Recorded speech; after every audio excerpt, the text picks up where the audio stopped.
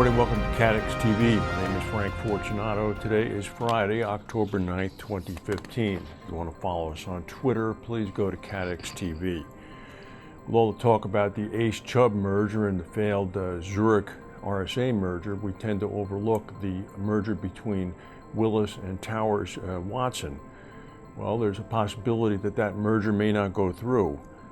Shareholders who own millions of shares in Towers Watson are planning to vote against the firm's $8.7 billion merger with Willis.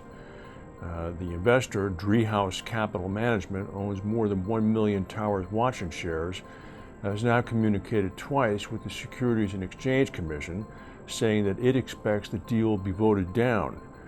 Driehaus said that another shareholder who also owns more than 2% of Towers Watson plans to vote against the merger as well. Towers Watson is saying that we remain confident in the significant value creation potential of the deal and are committed to it. China Re is moving toward an IPO on the Hong Kong Stock Exchange. China Re has a near monopoly on the domestic reinsurance market in China.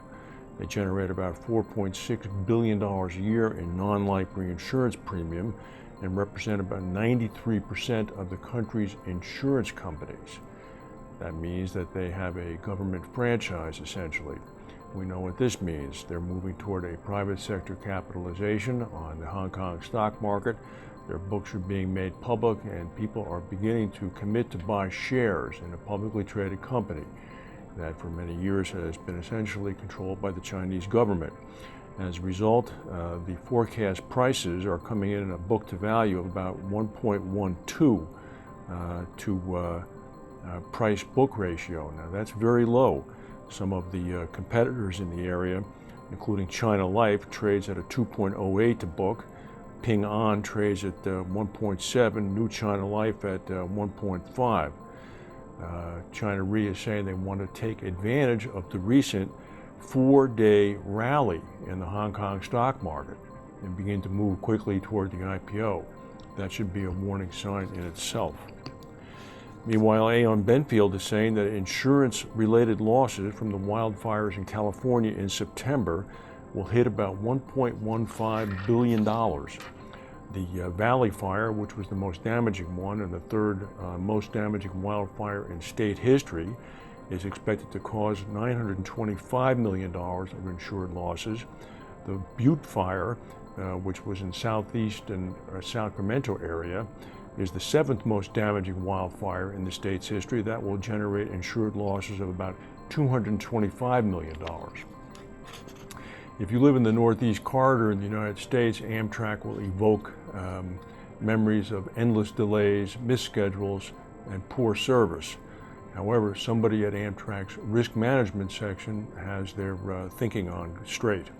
A $275 million cat bond providing protection to Amtrak illustrates a growing trend in corporations going directly to the capital markets to cover some of their risks. Penn Union Re is a Bermudan special purpose insurer created by Amtrak.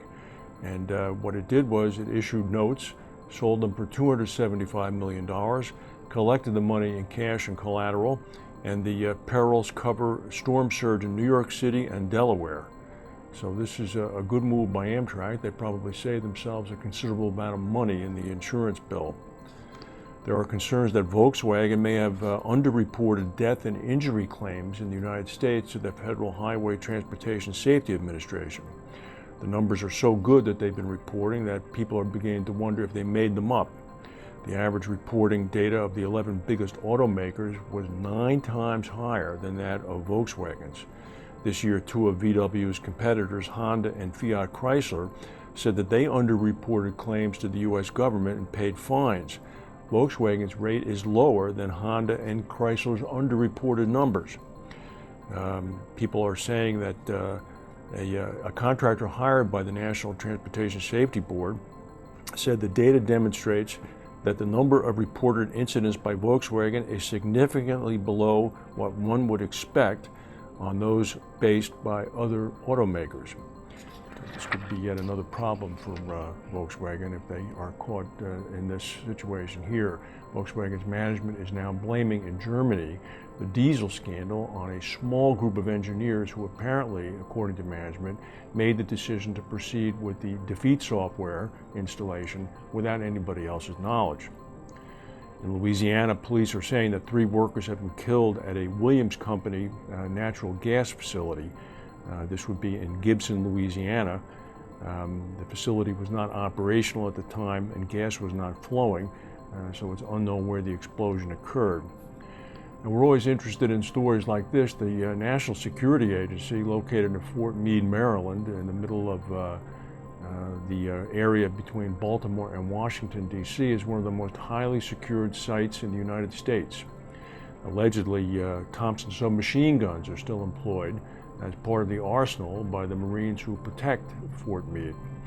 Well, on Wednesday night, a man being chased by police on a high-speed chase drove through the gates, crashing through them, the barrier gates at Fort Meade, exited his car and ran away.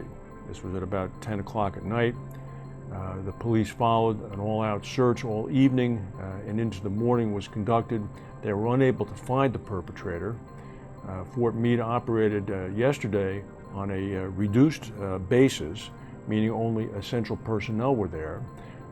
The man finally emerged from a drainage ditch this morning, or actually yesterday morning, at about 11 a.m., after having hidden himself for 25 hours on the premises of the most secure facility in the United States. That's the news for today.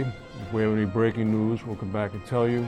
Thank you for watching, and we'll see you on Monday.